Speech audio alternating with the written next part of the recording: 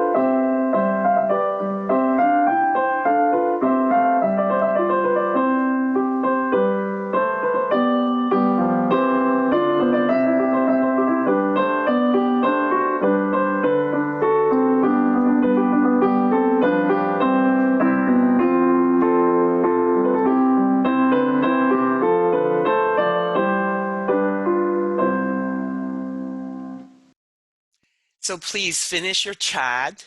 It is great to see everyone connecting with each other. You can continue your chats after the service.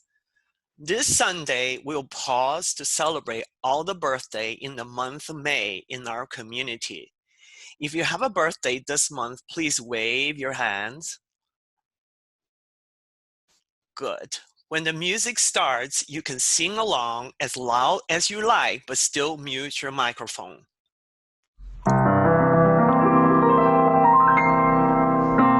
Happy birthday to you. Happy birthday to you. Happy birthday, dear you. Happy birthday to you.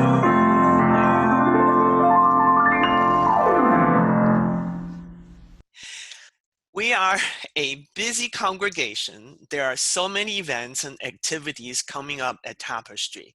Of course, all these events have been converted to online format. You can find information about all the Tapestry events and announcements in the order of service, the newsletter, and on our website. I assure you that you will not run out of activities to get involved in. And this is the best way to continue to feel connected to this loving community during this difficult time. Now, I'd like to invite Dale Botts from DeBenneville Pines to say a few words. It is a pleasure to be part of Tapestry's Sunday gathering today. We must take care of our interconnected planet. Camp DeBenneville Pines represents UU's retreat into nature, surrounded by the spectacular beauty of the forest wilderness. Consider DeBenneville an extension of your congregational activities. Time spent at DeBenneville enhances interpersonal relationships because you can spend quality time with kindred spirits doing a variety of activities among the tall tree forest, trickling streams, and relaxing at the lodge. I'm Dale Botts, president of the DeBenneville Pines Board of Directors. As a UU social gathering retreat, we are very interested in maintaining your health, spiritually and physically. DeBenneville has entered into a maintenance and structural improvement low activity mode, not hosting any retreats probably through June. We have some emergency funds to tide us over. Monthly giving donations also help. We have a variety of plans to weather the pandemic and to be ready to reopen when it's safe. To keep utilities connected and prevent laying off more employees, we encourage unrestricted donations. This type of donation is called monthly giving, or it's also called monthly giving. In order to keep the DeBenneville UU campus sustainable long into the future, we encourage that you join our monthly or unrestricted recurring donation program. It helps keep event registrations fees low as well as provide living wages to the employees. Camp DeBenneville Pines is here to nourish your lives. We plan to be here as a forest retreat to nurture UU's spiritual health far into the future. Thank you for your support. Thank you, Dale. Bill Gates was recently quoted saying, half of the population do not believe in climate change. The other half believe they can fix it. There seems to be a struggle between men and nature as long as we have existed. I have been doing cross-cultural communication training for over 30 years. I put all these cultural differences on 12 continuums. One of them is human-centered versus universe-centered, that examine who is in charge, the human or the universe. Back in the hunter and gatherer days, humans lived their lives by following the nature's rhythm. They eat what they can catch or pick. Nature provided food in its most original form. Life and death evolve in rhythm without any man-made manipulation. But humans often suffer from natural elements such as storms, floods, fire, famine, earthquake, etc. This is probably why ancient Greeks viewed these natural elements as godlike forces. Aphrodite for beauty, Apollo for truth, Athena as justice, etc. This was a time when humans saw themselves subordinated by nature. But from agricultural time, when humans learned to change the forms of grains and other natural food in order to feed themselves, and when industrial revolution took place as humans learned to invent mechanisms to tame the nature through 20th century, modern day humans have come to view themselves as masters of the universe. However, if we really believe we're in charge of the universe, then we also are responsible for what happened to the universe, especially how we have contributed to the climate change. Indigenous people have always had a healthy relationship with nature. Before the Eskimos hunt for food, they will have a ritual of thanking the animal for their sacrifice so that the tribe will survive. Native Americans have a spiritual relationship with the buffaloes. These animals has not been the sources of food, clothing, and weapons. They also form a sacred bond with the human. Now, we don't hunt for our food. They are raised in cages and factories. Most of us have never seen the animals we eat because they came in packages from the supermarket shelves. Even the vegetables, grain, and fruits we eat are grown from formula controlled by corporations and picked by people who are invisible to us. We no longer have a two-way relationship with the food we eat. Research showed that people from Western countries tend to believe they are in charge of their own destiny, that human is in control of the nature. We objectize the environment when we seize its resources at will. And people from more ancient cultures tend to believe that they need to be more adaptable to the nature. Western world have developed more efficient economies and conveniences that make us believe we're in charge.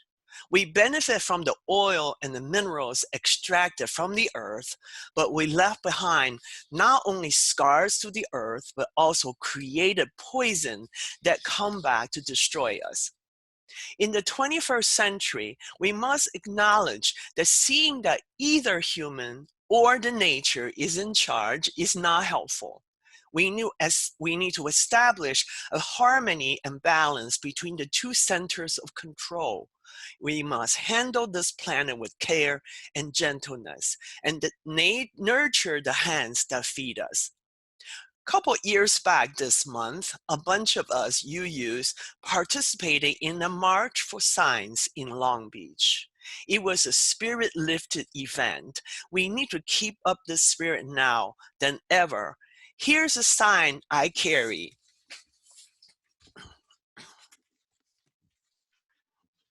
One side says science is not an alternative fact. And then the other side says there is no planet B. And this is happened to be the title of today's Reverend Ken's sermon. Now, we would like for you all this morning to light a chalice for our flaming symbols of our Unitarian heritage. Please remember that in the world filled with darkness of ignorance, let us bring the light of reason. In the world filled with darkness of despair, may we share the light of hope. In the world filled with the darkness of hate, let us shine the light of love. Please join me in saying our covenant and followed by the song affirmation. You can find the words and lyrics in your order service or on your computer monitor. But please continue to mute your microphone since the Zoom technology doesn't support simultaneous sound perfectly. Love is the spirit of this congregation, and service is His law. This is our great covenant, to dwell together in peace, to seek truth in love, and to help one another. On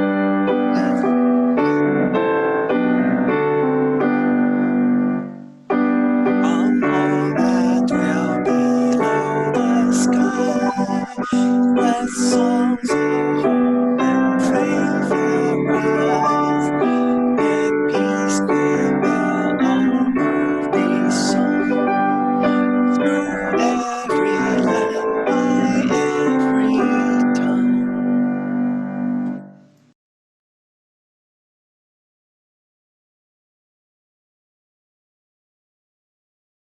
Children of the earth and sky, we're nurtured, sustained, given warmth and light from above and below.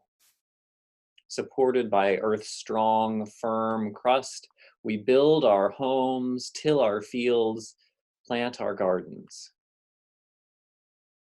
Earth is truly our home, and we are one with Earth's creatures, parents of Earth's children yet to be.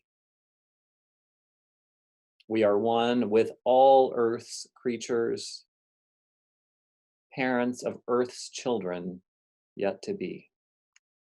Welcome to our time to worship together on this beautiful, beautiful morning in Orange County as we celebrate our Earth and the abundance that we are so blessed to be a part of. Our opening hymn this morning is a beloved hymn, Blue Boat Home. So here's Wendy.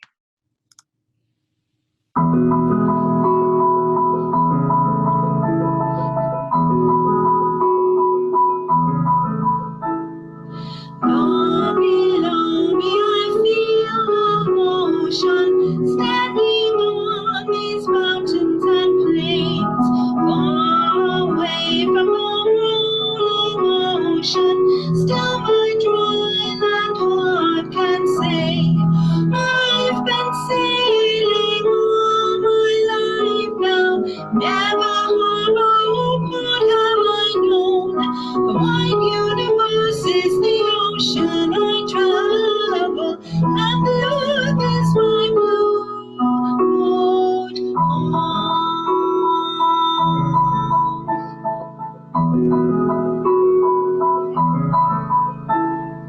Sun my sail and moon my rudder, as I ply the starry sea, leaning over the edge in wonder, casting questions into the deep, drifting here with my ship's companions, are we kindred pilgrim souls, making our way by the lights of the heavens in a beautiful blue boat home.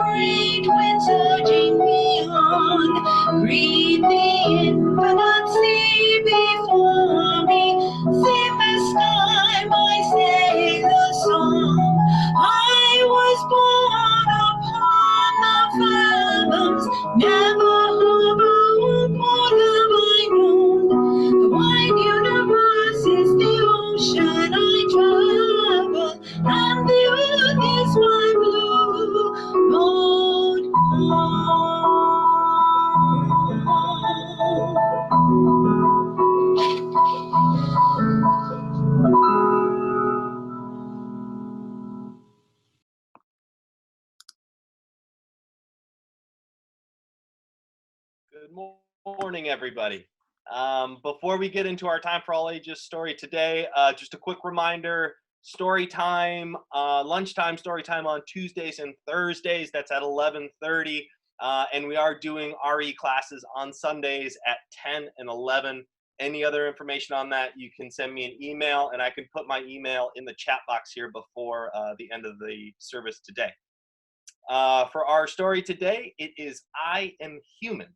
If it looks familiar, it's because I did a book by the same author and illustrator a few weeks ago. I promise you it is a different story today. I am human. I was born, a miracle, one of billions, but unique. I am human. I am always learning. I am finding my way and choosing my path on this incredible journey. I have big dreams and I see possibility.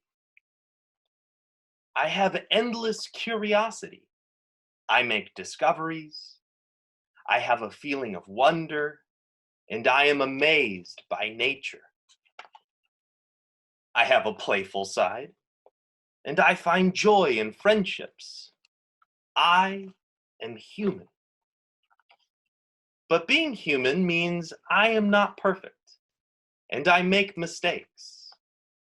I can hurt others with my words, my actions, or even my silence. And I can be hurt too.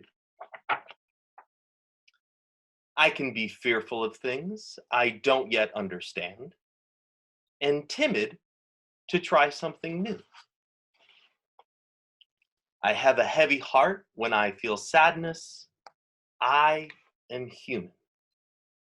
But then I remind myself that because I'm human, I can make choices. I can move forward. A poor choice can become a better choice with thoughtfulness. A bad day can become a great day with kindness. I can act with compassion and lend a helping hand. I can treat others with equality and be fair. I can choose not to fight, but instead to listen and find common ground. I can say, I'm sorry, and ask for forgiveness. I am human. One of billions, but unique. I am not alone. I am connected to my friends, to my family, to the world. We are all humans together. And I will keep trying to be the best version of me. I am full of hope. I am human. The end.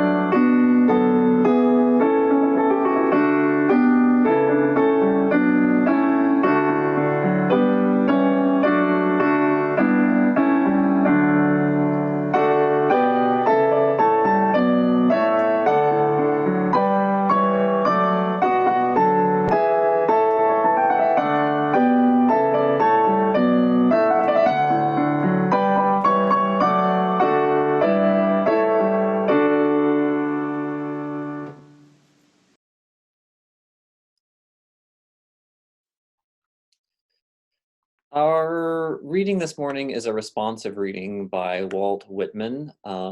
It just occurred to me, I know a small handful of you have hymnals at home, but it's actually a really great source of inspiration. And I know we're all looking for some inspiration and some extra reading these days.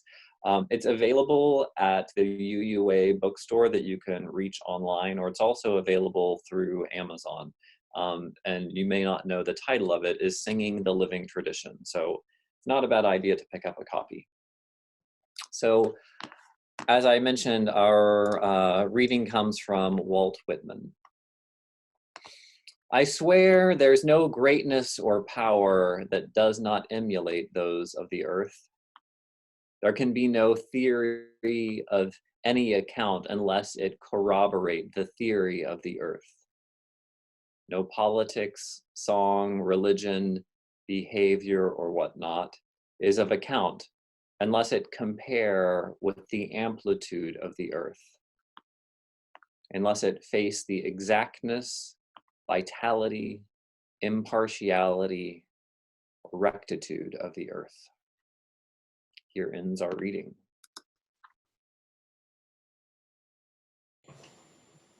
This is a song about the beginning of life and our relationship with the planet. It's called The Gentle Arms of Eden by the late Dave Carter.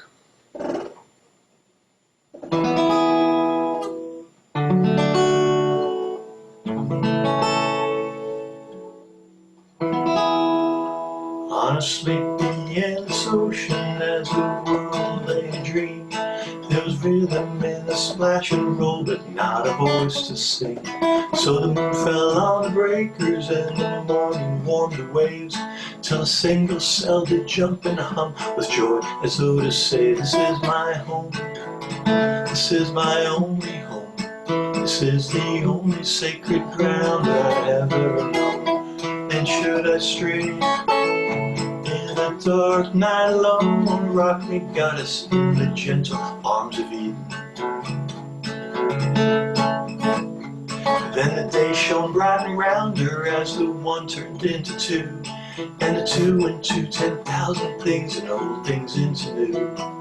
And on some virgin beachhead one lonesome critter crawled, and he looked about and he shouted out in his most astonished drawl, this is my home, this is my only home, this is the only sacred ground that I have ever known. And should I stray in the dark night alone, rock me, goddess, in the gentle arms of Eden. Then all the sky was buzzing and the ground was carpet green, and the wary children of the woods went dancing in between, and the people sang rejoicing when the fields were glad with grain, the song of celebration from their cities on the plain. This is my home, this is my only home, this is the only sacred ground that I have ever known. And should I stray in the dark night alone, rock me, goddess, in the gentle arms of Eden. Now the smoke across the harbor, and there are factories on the shore, and the world is ill with greed and will, and the enterprise of war. But I will lay my burdens in the cradle of your grace, and the shining beaches of your love, and the sea of your embrace. This is my home, this is my only home, this is the only sacred ground that I have ever known. And should I stray in the dark night alone, rock me, goddess, in the gentle arms of Eden. Rock me, goddess, in the gentle arms of Eden.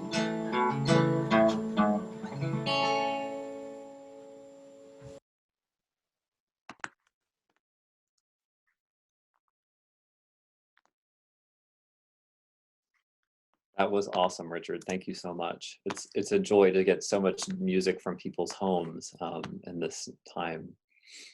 So would you join me now for a short time of prayer or meditation?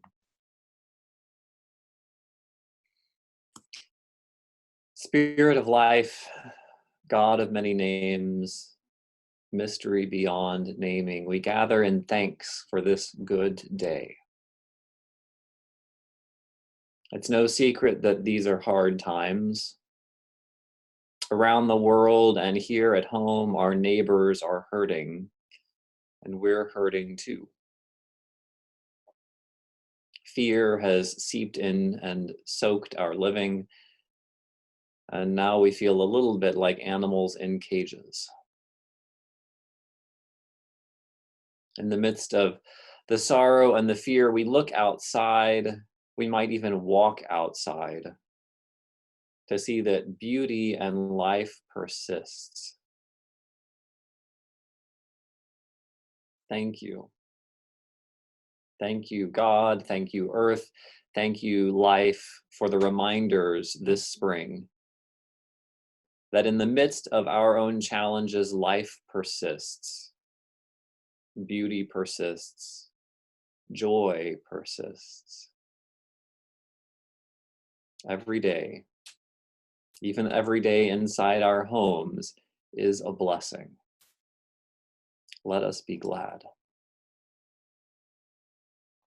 In this short time of silence, I invite you to settle your minds for a moment of silent meditation, or lift up the silent prayers of your own hearts. We join now for a time of silence shared together.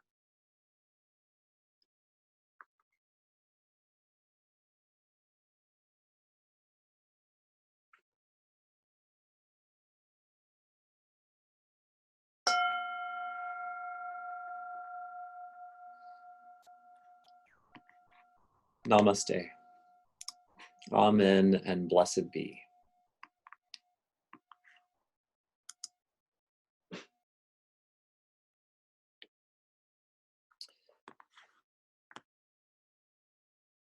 This week is Earth Day is coming up. Earth Day can seem a little bit gimmicky if you don't know the history behind it. It began in part here on the California coast, actually. A huge oil spill in Santa Barbara in 1969 inspired the Santa Barbara Environmental Rights Day in 1970. Around that same time in New York City, huge numbers of students were organizing themselves for environmentalism. There seemed to be an upwelling of concern across our country in those years. In 1970, 20 million Americans came out in peaceful protest in recognition of Earth Day. In 2016, the landmark Paris Agreement was signed by 122 countries on Earth Day. It's really more than a Hallmark holiday. Earth Day has had a huge impact, growing the environmental movement and making serious improvements in public policy. There are so many things that we can each do to reduce our carbon footprint. These days of social distancing, we're in a time of life experiment. We're learning a lot about how adaptable life can be. Staying home all the time isn't necessarily going to save the planet, but maybe some of these new ways of living will stick with us. At the very least, we've learned that change is possible. Now, I'm not going to spend a lot of time telling you how to reduce your carbon footprint.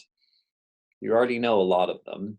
And if you want more suggestions, Carol Simmelroth, Marsha Medina, Judy Tracy, Debbie Salahy, and Jane Stevens, and others from our Green Sanctuary Committee can give you some great research-based advice on greener living.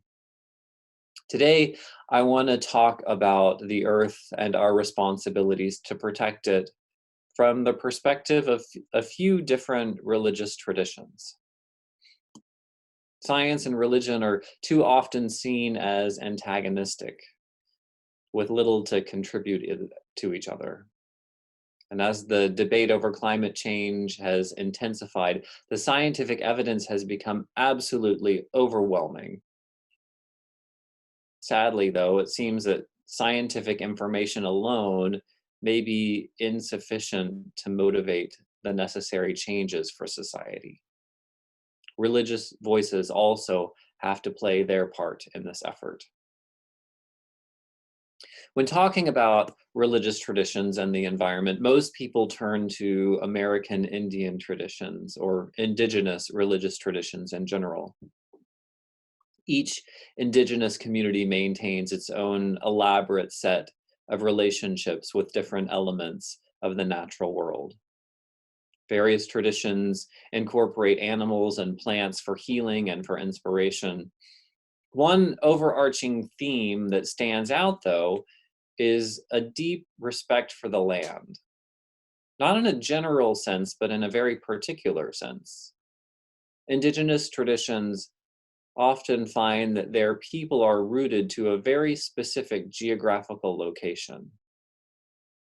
That sacred place gives them a sense of history. That rootedness and history also serves as a foundation to live in the present with a responsibility for protecting that very location for future generations. Most of us are familiar with the Jewish creation myth of Genesis. Depending on how you read it, God created the world out of nothing, or God created the world out of chaos. And then some days later, the stories of humans unfolds in a mythical Garden of Eden. It's a very particular kind of creation story that yields a very particular relationship with the land. For Native American cultures, creation happens in a very different way, though. Now, there's a lot of variety in these stories, but creation myths usually fall into two types that are profoundly different from the story of Genesis that most of us are familiar with. One is emergence myths. In these stories, humanity emerges from another world into the one they currently inhabit. The previous world is often considered the womb of the Earth Mother, and the process of emergence is likened to the act of giving birth. The role of the midwife is usually played by a female deity. What's important to note here is that the people emerge in a very specific location. This group of people is here because in the ancient times, this is where they emerged. This is where their existence began.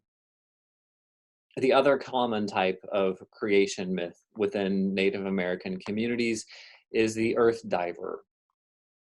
In these stories, a supreme being usually sends an animal into the primordial waters to find bits of sand or mud to bring up to build land that others can live on. Again, we see that this myth refers to a particular place. The earth diver built this particular piece of land, this spot, where this culture was able to live and to flourish. For many people, especially for Unitarian Universalists, we celebrate the earth as sacred in a very general sense. It sustains our lives. But for American Indians, it's not only sacred in the abstract Mother Earth sort of way. It's sacred because it's a very particular place where a people came into being. It's a place where a community belongs and is able to flourish. For American Indians, the earth is home in a very specific way. And it's our duty to preserve this home for generations to come so that the community can thrive long after we've gone. It makes me wonder, in our super mobile world, especially here in California where people come and go, what might it look like for us to take on that sense of responsibility for one very specific place, preserving its health for generations to come? Another tradition with direct connection to concern for the earth is Buddhism. Buddhism teaches that the overall health of the individual and society depends upon inner well-being. And the core of the Buddha's teaching, if you think about it, is really a blueprint for individual health and the health of our planet. This may be a bit of a review for some of you, but I want to talk about the four noble truths of Buddhism quickly. So the first noble truth is that life is suffering. From the time we come into the world, we experience pain and sickness and death. Even when we enjoy things, we know that they won't last forever. They're limited in quantity or limited in time. We're never satisfied. We're always longing for something more and something different. A better translation of this first noble truth may be that life is dissatisfaction. The essential experience of life is dissatisfaction. We always want something more or something different. The second noble truth is that the root of suffering or dissatisfaction is attachment. We suffer because we get attached to things. We get attached to material things that are fleeting. We also get attached to disappointments of the past or anxieties of the future. We get attached to what's not here and now, and we long for something different. And thus we are dissatisfied. So the first noble truth is that life is dissatisfaction. The second noble truth is that attachment or longing is the root cause of that suffering. The third noble truth is the next logical conclusion. Ending this constant attachment is the way to end our suffering. Suffering ends when craving ends. For that sense of craving to end, we must remove the delusion of needing those things in our lives. When we're able to achieve this freedom from longing and suffering, we enter a liberated state of being. You might call it enlightenment. The fourth noble truth is all about laying out a plan for letting go of longing and reaching that state of enlightenment or freedom.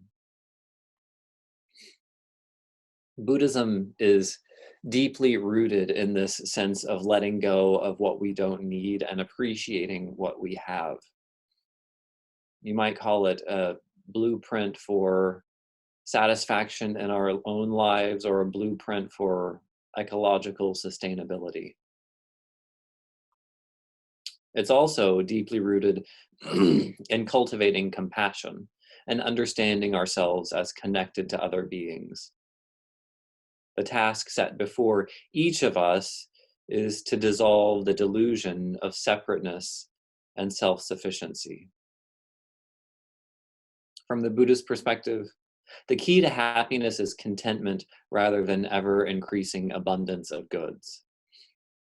The compulsion to consume more and more is an expression of craving, the very thing the Buddha pinpointed as the root cause of our suffering. To survive the rough environmental transitions that are very likely ahead of us, our lifestyles and our expectations are going to have to change.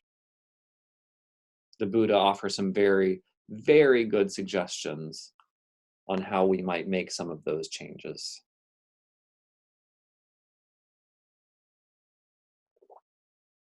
This is mostly a sermon about religious traditions, but science can also be a pathway to awe and wonder.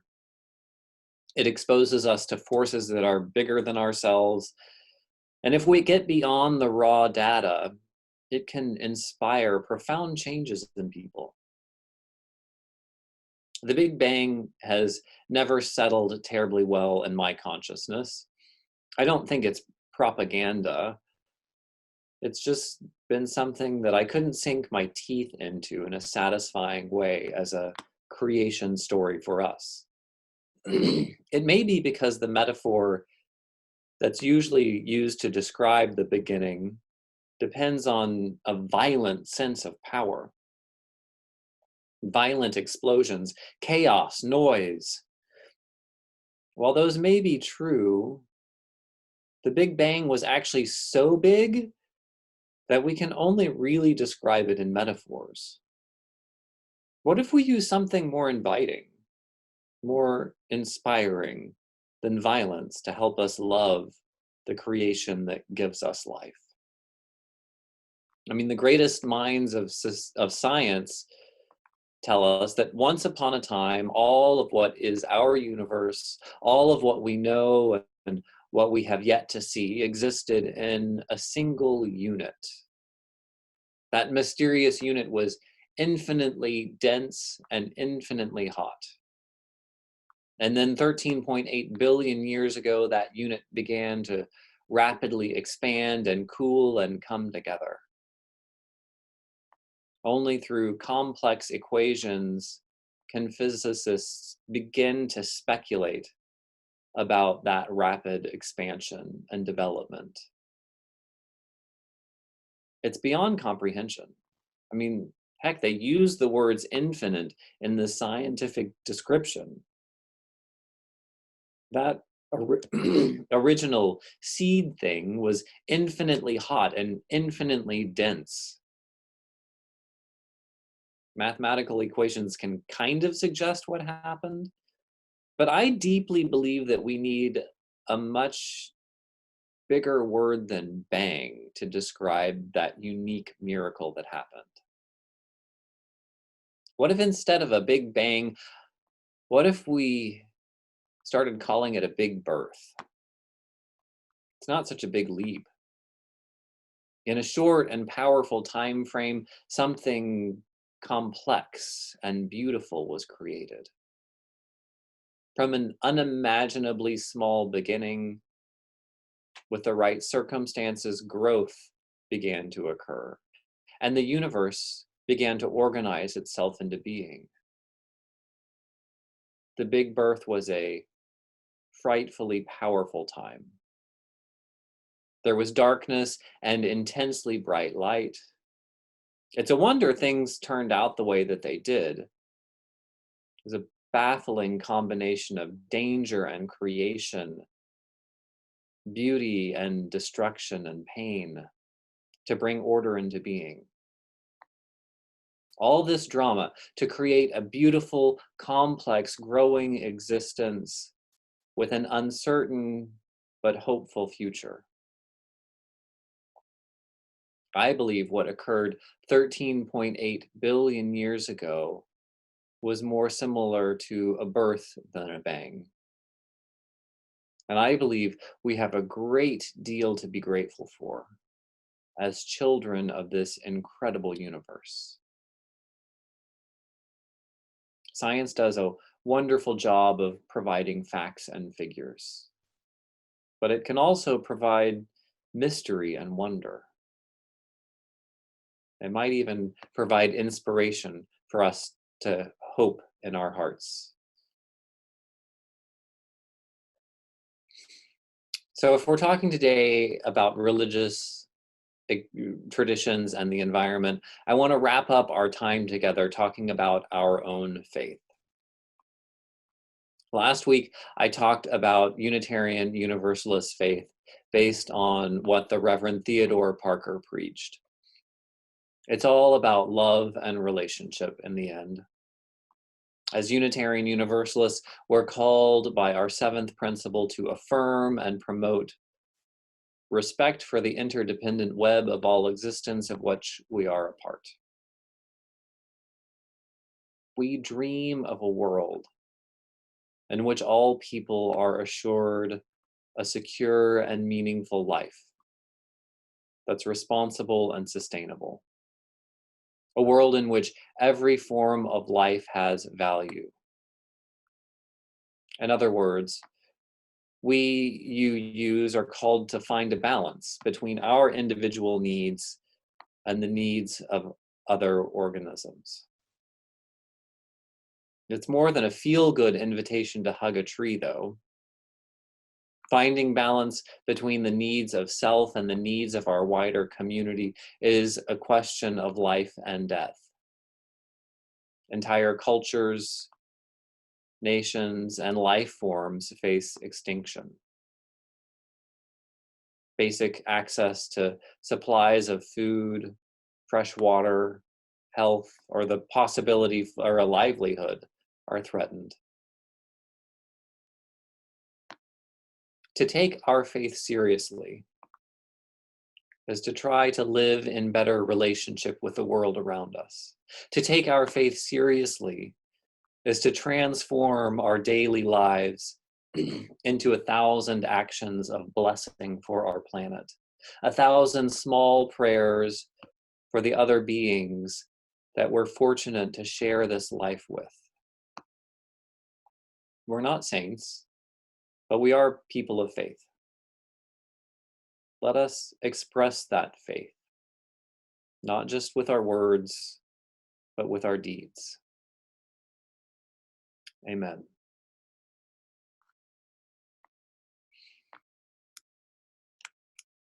It's the custom of our congregation to share a portion of what we collect in our morning offering with an organization that shares our values.